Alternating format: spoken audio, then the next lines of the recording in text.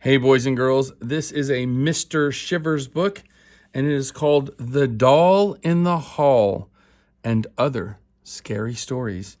It is written by Max Brallier, and it is illustrated by Leticia Rubegni, and it is published by Scholastic.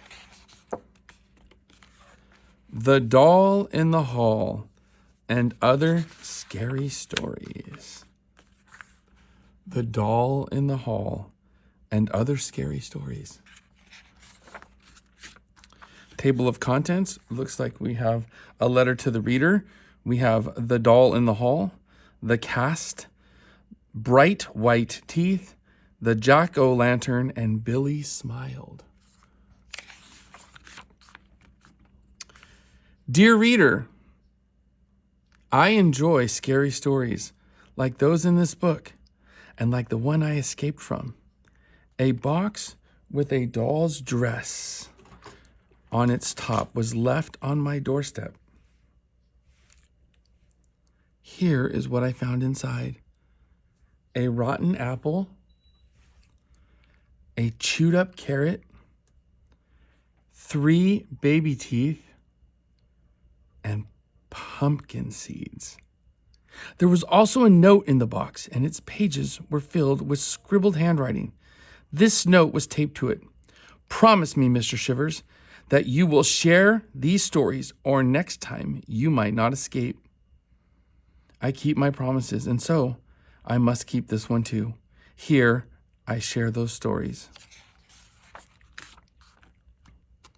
The Doll in the Hall. Mia was babysitting for the first time. She fed the Clark children dinner, and they watched a scary movie. Then she put the kids to bed. Mia tiptoed back downstairs by herself. That was when Mia first felt afraid. She was not afraid because the house sat alone at the end of a long road. She was not afraid because the wind was blowing through the trees. The wind sounded like laughter. But the sound was not the thing that scared Mia. The thing that scared Mia was something she had not seen before. It was a life-size doll. It sat on a chair in the hall.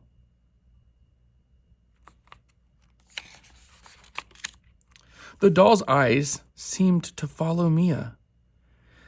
Its smile looked more mean than sweet, and the dirt on its clothes smelled fresh. Ring! Mia jumped. The phone was loud in this quiet house. She grabbed the phone. It was Mr. Clark. He was checking in. Everything is fine, Mia whispered. She paused, and she heard her own breath in the phone.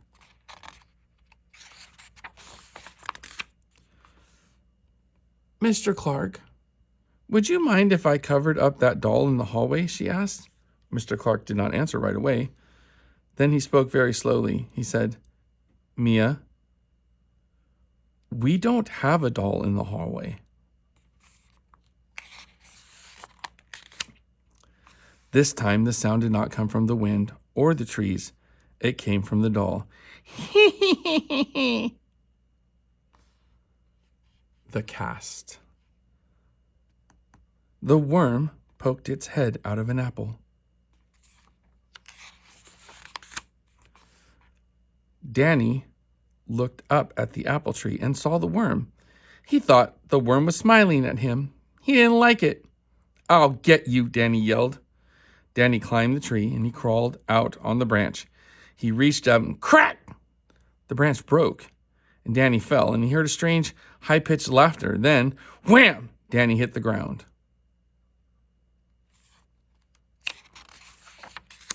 He woke up at the hospital, and he was wearing a cast, and it covered his arm from wrist to elbow.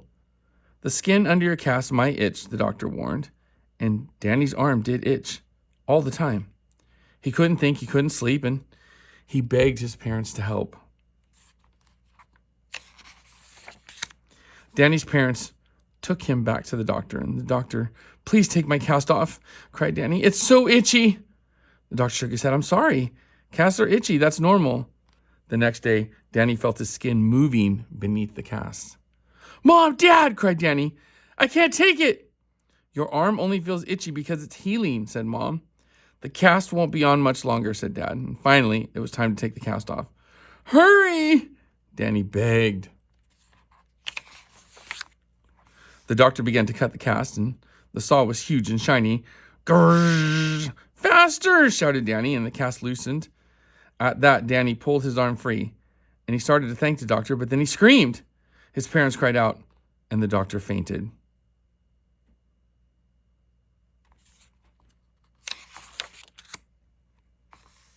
Worms covered his arm, thousands of squiggly, squirmy worms. One worm looked up at Danny, and this time, Danny was sure it was smiling. Bright white teeth. Millie lived on a carrot farm. A bowl of carrots sat on the dinner table. Millie did not like carrots. Millie's mother said, "Eat up, Millie. Carrots are good for your eyes." Her father added, "Rabbits eat carrots so they can run around at night." I want to see in the dark like the rabbits," Millie said, so she ate all of the carrots. After dinner, Millie snuck outside to test her new eyesight. It was dark. She could not see anything. She needed to eat more carrots.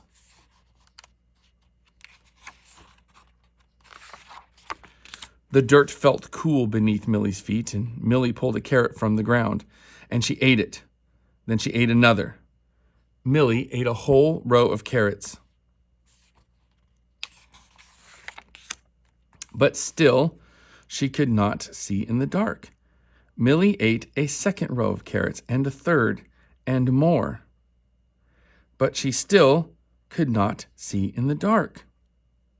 There was only one row of carrots left, and Millie was very full. But she really wanted to see in the dark like the rabbit, so she ate the last row, and it worked. I can see in the dark, Millie said. But Millie did not like what she saw. Hungry rabbits stood in a circle around her. Their mouths snapped open and shut. They chanted, "You ate our carrots! You ate our carrots!" And the rabbits crept closer and closer. Millie saw hundreds of angry eyes and hundreds of sharp teeth shining in the darkness. And the last thing Millie ever saw were bright white rabbit teeth. The jack-o'-lantern. Halloween was Lila's favorite holiday. She loved carving jack-o'-lanterns with her best friend, Willie. She loved trick-or-treating with her classmates. But this year, Lila had no one to enjoy Halloween with. She had just moved to a new town and a new school. Lila carved a jack-o'-lantern, and she took her time. She had no friends to catch up with, and she carefully carved the eyes, and she slowly made a nose, and finally she cut out a wide, smiling mouth. Lila named the jack-o'-lantern Willie. "Hey, Willie," Lila said. Why was the jack-o'-lantern afraid to cross the road? Willie seemed to watch Lila, waiting for the punchline. "It had no guts," Lila said, laughing, and Willie seemed to laugh too. Lila took Willie trick-or-treating. She told him more jokes about new neighbors and other trick-or-treaters, and Willie definitely smiled. Willie was the perfect friend. No fights over which house to visit next, and no fights over candy, and it was a good Halloween. Lila wasn't ready to say goodbye to Willie, so she kept him in her bedroom. Lila's parents tried to throw Willie away. "No," begged Lila. Then Willie began to rot. Jack-o'-lanterns always rot. Willie's eyes sunk and his mouth twisted, and he began to smell. Lila knew it was time to say goodbye, but she couldn't just dump Willie in the trash. So Lila dug a hole in her backyard, and she buried her only friend. Next Halloween, Lila could not wait to go trick-or-treating. Lila ran downstairs and told her parents, "I'm so happy it's Halloween this year. I have so many friends to go trick-or-treating with." And her parents smiled and they asked, When are your friends coming over? They're already here, Lila said. Lila led her parents to a tree in the backyard. She pulled aside some overgrown branches. A pumpkin patch grew there, and each pumpkin was still on the vine, and each pumpkin had a face like Willie's. Billy smiled. Billy was a cheater. He cheated at everything, and he never got caught. Billy wanted a good grade on his math test, so he dropped his pencil on the floor. Billy smiled when he got a perfect score. Billy wanted to ride the fastest roller coaster, so he shoved cardboard into his shoes. Billy smiled when he got away with it. Billy wanted to see 3 movies for the price of 1, so he snuck into the second and third movies. Billy smiled. He was so proud of his cheating that he started to laugh. Then, crunch, he bit a popcorn kernel, and ouch, he lost a tooth. Billy looked at the kernel, and he looked at the tooth, and suddenly he had a great idea. Billy was going to cheat the tooth fairy. He brought his bag of popcorn kernels home, and that night he shook the bag, and the kernels sounded just like teeth. And in the dark, the kernels looked just like teeth. Billy smiled and slipped the bag under his pillow, and he fell asleep dreaming of how rich he would be. In the morning, Billy reached beneath his pillow, and he felt paper, money. He had cheated the tooth fairy. But it was not money. It was a note. Billy frowned, and when he frowned, his mouth felt weird. And the note says, "Never cheat the tooth fairy." He hurried to the mirror, and all his teeth were gone. They had been replaced with rotten popcorn kernels. Billy never smiled again.